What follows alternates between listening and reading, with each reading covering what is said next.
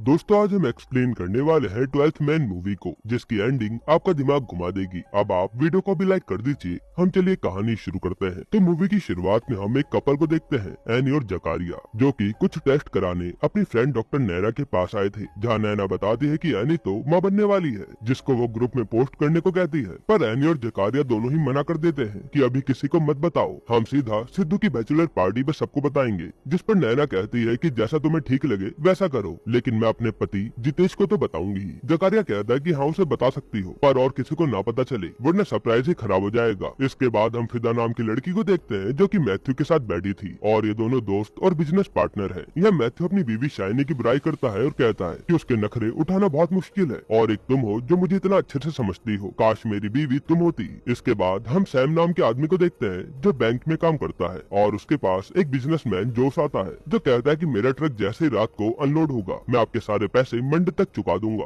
और ये अमाउंट बहुत बड़ी थी, इसलिए सैम को भी टेंशन थी कि ये पैसा जल्दी बैंक में डालने हैं, इसलिए वो जोश से पैसे मांग रहा था। अब हम जितेश को देखते हैं, जो घर जाते समय अपनी बीवी नैना से बात कर रहा होता है, और नैना उसे जकारिया और अन्नी की प्रेगनेंसी न्यूज बता देती है और कह देगी किसी को भी मत बताना, वो खुद सरप्राइज देंगे। पर वहाँ जितेश के साथ ऑफिस में सिद्धू भी काम करता था, जिसकी शादी होने वाली है, और जितेश बातों बातों में उसे एनी के बारे में बता ही देता है। असल में दोस्तों हमें अब तक जितने भी लोगों को दिखाया गया है, वो सब एक ही कॉलेज फ्रेंड्स का ग्रुप है, जिसमें कई सारे लोग हैं और वो सब आसपास के घरों में ही रहते हैं। अब इनके ग्रुप में सिद्धू की शादी होने वाली थी, इसलिए सिद्धू शादी से पहले एक रिजॉर्ट में बैचलर पार्टी देने वाला था, उसी के लिए ये सब एक्साइटेड थे। अब अगले दिन ये सब दिवाली मनाते हैं, और यहाँ धीरे धीरे पूरे ग्रुप को ही अन्नू और जकारिया के बारे में पता चल जाता है, पर ये लोग उनके सामने अनजान बनने का नाटक करते हैं ताकि उनका सरप्राइज ना खराब हो। अब अगले दिन ये सब मिलकर रिजॉर्ट के लिए निकलते हैं, जहाँ सिद्धू को होने वाली बीवी आरती भी आती है। वही शाइनी अपने पति मैथ्यू से कहती है कि तुम बहुत फिदा से बात करते हो, थोड़ा उससे दूर रहा करो, भले वो बिजनेस पार्टनर क्यों ना हो। इसके बाद ये सब रिजॉर्ट पहुंच जाते हैं, और फ्रेश होने के बाद क्रिकेट खेलने लगते हैं। तब सिद्धू जोरदार शॉट मारता है, और बॉल सीधा चंद्रशेखर नाम के आदमी को लगती है,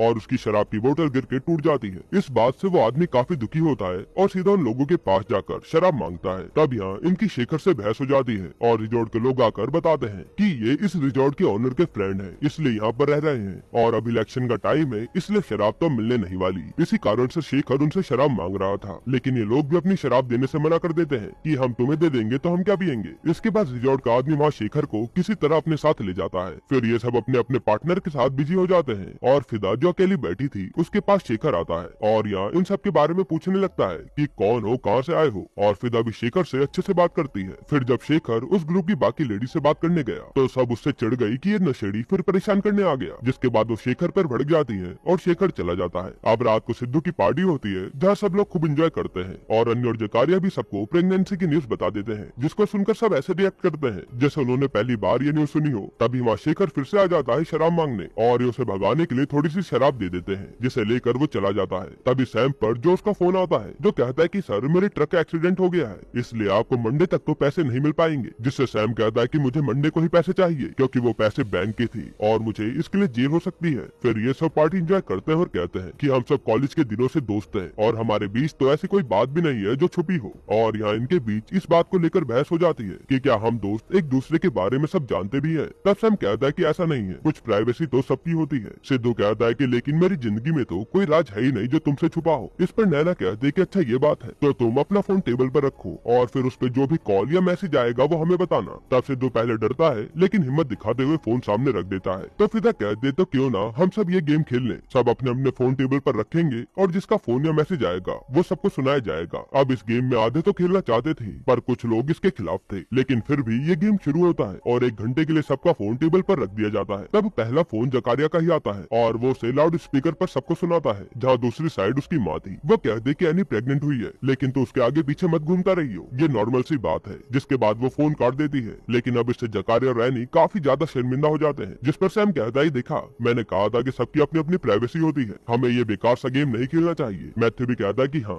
तब जकारिया कहता है कि गेम तो शुरू हो चुका है, इसलिए अब सबको खेलना पड़ेगा। अब थोड़ी देर बाद आरती का फोन बजता है, जहाँ उसकी दोस्त प्रिया का फोन था। यहाँ थोड़ी सी बातें होती हैं, जिससे कुछ भी नहीं होता। अब इसके बाद 1-2 लोगों के फोन बजते हैं, पर वो नॉर्मल कॉल थे। फिर मैथ्यू के फोन पर एक वॉइस मैसेज आता है, जो कि बिजनेस से रिलेटेड था, और इस रिकॉर्डिंग में उस आदमी ने मैथ्यू को गालियां सुना रखी थी कि तूने मेरे 25 लाख रुपए नहीं लौटाए, मैंने तो फिदा के कहने पर पैसे दिए थे, अब तू जल्द से जल्द पैसे का इंतजाम करके मुझे लौटा दे। अब ये सुनने के बाद वो सारे दोस्त फैसला करते हैं कि वह मिलकर मैथ्यू का कर्जा चुकाएंगे। जाएंगे और मैथ्यू भी खुश हो जाता है। तभी सिद्धू के एक दोस्त का कॉल आता है जो पूछता है कि तू कहाँ है। सिद्धू कहता है कि मैं तो अपने कॉलेज फ्रेंड के साथ पार्टी करने आया हूँ। तब सिद्धू का दोस्त कहता है कि ये वो ग्रुप तो नहीं है जिसमें तुमने एक लड़की को प्रेग्नेंट करके एबॉर्शन की गोलियां मंगाई थी। ये सुनते सिद्धू फोन काट देता है, लेकिन ये सुनने के बाद यहाँ तो बवाल हो जाता है क्योंकि अब हर कोई अपनी अपनी पत्नियों पर शक कर रहा था और अच्छी खासी पार्टी बर्बाद हो जाती है। तब सबसे पहले पार्टी से आरती चली जाती है जिसको मनाने सिद्धू जाता है और वहाँ इन लोगों के बीच लड़ाई भी शुरू हो जाती है और सब चले जाते हैं। फिर हम सैम को देखते हैं कि इसने तो गेम के दौरान अपना फोन एरोप्लेन मोड पर डाला हुआ था, इसलिए इस पर कोई भी कॉल नहीं आया। अब यहाँ रूम में भी हर कपल की बहस चल रही थी। तब मैथ्यू, सैम और जकारिया बाहर आकर बैठ जाते हैं और बातें करने लगते हैं कि ये सिद्धू को बुलाओ, वही बताएगा कि उसका अफेयर किसके साथ था। फिर वह मूड सही करने के लिए मैथ्यू कमरे से दारू लेने जाता है पर वो वापस आता ही नहीं। तब ज्यादा समय होने के कारण जकारिया तो सोने चला जाता है और सैम को जो उसका मैसेज आता है कि मंडे को आपके पैसे मिल जाएंगे, जिससे सैम की टेंशन थोड़ी कम होती है। अब इसके कुछ समय बाद रिजॉर्ट के स्टाफ को शाइनी की लाश मिलती है जो कि मर्डर ही लग रहा था। इसके बाद सब लोग इकट्ठा हो जाते हैं और मैथ्यू अपनी बीवी की मौत से काफी ज्यादा दुखी था। तब यहाँ पुलिस आकर तहकीकात शुरू कर देती है और इन्हें पता चलता है कि इस रिजॉर्ट में कोई अनजान आदमी भी है, तो वो उससे मिलने जाते हैं। तब जैसे पुलिस वाला शेखर को देखता है तो उसे सैल्यूट मारता है और हमें पता चलता है कि शेखर तो डीएसपी है जो कुछ दिनों के लिए सस्पेंड था, पर 2 दिन बाद वो फिर से ज्वाइन करने वाला है। अब पुलिस तहकीकात के लिए सबको यहीं रुकने के लिए कहती है कि कोई भी बाहर नहीं जाना चाहिए और जैसे इन्हें पता चलता है कि शेखर डीएसपी है, इनके होश उड़ जाते हैं कि हमने तो इसे नशेड़ी समझा था। अब ये लोग शेखर से बात करते हैं कि आप पुलिस का मैटर जल्दी से सॉल्व करिए,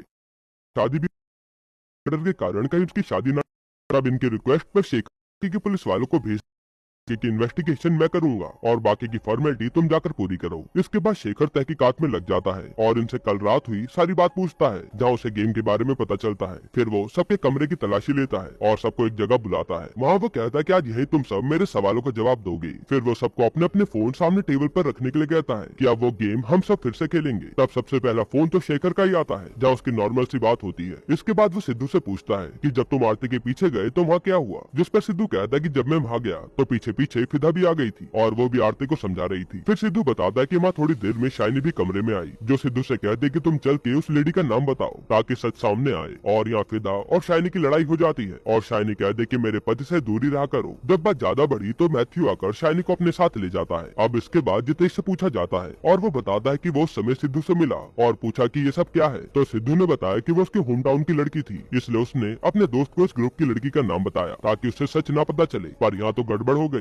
जिसके बाद जितेश उसे आरती को संभालने के लिए भेज देता है। तब ये सुनकर शेखर सिद्धू के उस दोस्त को कॉल करने के लिए कहता है। फिर जब सिद्धू कॉल करता है तो वो उठाता ही नहीं। इसी दौरान फिदा पर भी कॉल आता है और उसकी दोस्त कुछ पूछने लगती है। तब फिदा फोन ही काट देती है, जिस पर शेखर उसे डांट देता है। तब फिदा बता दे कि एक बार मैं और मैथ्यू बिजनेस के सिलसिले में बाहर गए थे, लेकिन मैथ्यू ने शराब पी हुई थी, जिस कारण पुलिस ने उसे पकड़ लिया और ये बात शाइनी को पता चल गई, जिससे शाइनी मैथ्यू से फिदा को लेकर गुस्सा थी कि वो उसी के साथ घूमता रहता है। इसलिए वो मैथ्यू के साथ वापस आते हुए कहती है कि तुम इस फिदा के पैसे वापस करो और इससे पीछा छुड़ाओ। फिर ये सब अपनी अपनी राय बताने लगते हैं कि शाइनी आत्महत्या किस वजह से कर सकती है। कोई कहता है कि क्या पता मैथ्यू को जो वॉइस मैसेज आया हो उसे सुनने के बाद शर्म में आकर उसने जान दे दी हो, तो कोई कुछ और कहने लगता है। तब शेखर पूछता है कि मैंने छानबीन के दौरान तुम्हारे कमरे में कुछ मेंटल पेशेंट की दवाई देखी थी, जिस पर नैना बोल पड़ती है कि वो शाइनी की ही होगी, क्योंकि वो एक बाइपोलर थी जो कभी भी गुस्सा हो जाती थी और वो एक साइकियाट्रिस्ट से इलाज भी करवा रही थी। अब ये सब सुनकर शेखर कहता है कि चलो अब हम उसे कॉल करते हैं जो मैथ्यू को पैसे के लिए गालियां दे रहा था, और वो फिदा से कॉल करवाता है ये कहकर कि तुम भी अब उसे गालियां सुनाकर बात करना। फिदा भी ठीक वैसा ही करती है और उसे गालियां सुनाती है, लेकिन सामने वाला आदमी जॉन तो बड़ी प्यार से बात करता है और कहता है कि मैंने मैथ्यू से गलत तरीके से बात करी, उसके लिए सॉरी, मैं डर गया था कि मेरा पैसा वापस मिलेगा भी या नहीं। अब शेखर सोच में पड़ जाता है कि अभी आदमी इतनी अच्छे से बात क्यों कर रहा है, और जॉन को फिदा, शाइनी और मैथ्यू के अलावा कोई जानता भी नहीं है। तब शेखर मैथ्यू से जॉन को कॉल करवाता है और कहता है कि बोलना मैं तेरे पैसे वापस नहीं करने वाला, पर जॉन तो इस बार फोन उठाता ही नहीं। तभी सवालों के दौरान शेखर नोटिस करता है कि सबके फोन आ रहे हैं सिवाय सैम को छोड़कर, और वो देखता है कि सैम ने फोन एरोप्लेन मोड पर डाला हुआ है। तब सैम बताता है कि मैं बैंक का पैसा बिजनेसमैन को इंटरेस्ट पर देता हूँ और मैं नहीं चाहता था कि मेरा सच सबके सामने आए, इसलिए मैंने ऐसा किया। इसके बाद शेखर इन सबके नंबर से कहाँ कहाँ बात हुई थी सबकी लिस्ट निकलवाने को दे देता है। फिर वो जकारिया से पूछता है कि मैथ्यू सारी रात तुम्हारे पास था क्या,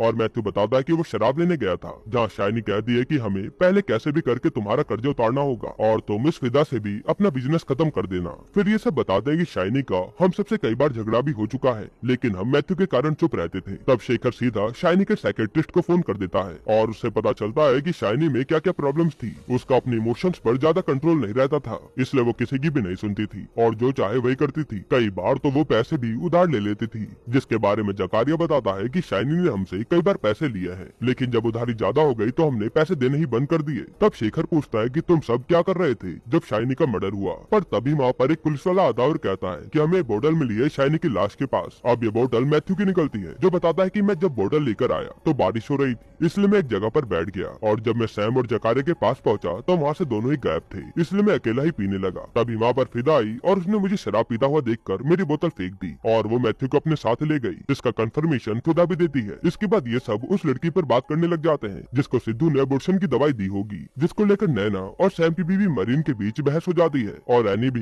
नैना पर ही भड़क जाती है। तभी शेखर पर पुलिस वाले का कॉल आता है, जो बताता है कि शाइनी के फोन से एनी, जितेश, सिद्धू और जॉन को कॉल गया था और जॉन से 2 बार बात भी हुई है। अब शेखर दोबारा से सिद्धू के दोस्त को कॉल लगवाता है और इस बार वो फोन उठा लेता है, जिससे पता चलता है कि सिद्धू ने वो दवाई अपने लिए नहीं बल्कि जितेश के लिए ली थी। जिसके बाद जितेश कबूल कर लेता है कि मेरा शाइनी के साथ अफेयर था और मैंने उसे कॉल करके बुलाया था, जहाँ हम दोनों मिलकर आरती और सिद्धू के पास जाने वाले थे ताकि आरती सिद्धू पर शक न करे। पर शाइनी ने जाने से ही मना कर दिया, यानी जितेश पहले कहानी बना रहा था और सिद्धू भी चुपचाप रहा। अब जितेश की बात से मैथ्यू का दिल टूट जाता है कि उसकी बीवी धोखेबाज निकली। तभी नैना बोल पड़ती है कि जितेश झूठ बोल रहा है क्योंकि मैं शाइनी की डॉक्टर थी और वो कभी माँ नहीं बन सकती थी। इस बारे में मैथ्यू को भी नहीं पता था। इससे ये तो साबित होता है कि अबॉर्शन की गोली शाइनी के लिए नहीं थी। थोड़ी देर बाद वहाँ जॉन का कॉल फिदा पर आता है और पता चलता है कि शाइनी ने कल रात उसे पैसे की ही बात की थी और 25 लाख रुपए में से 10 लाख रुपए चुका दिए थे, इसलिए वो शांत था। ये सुनते शेखर जितेश को पकड़ लेता है कि तूने शाइनी को पहले पैसे दिए और उसे मार दिया ना।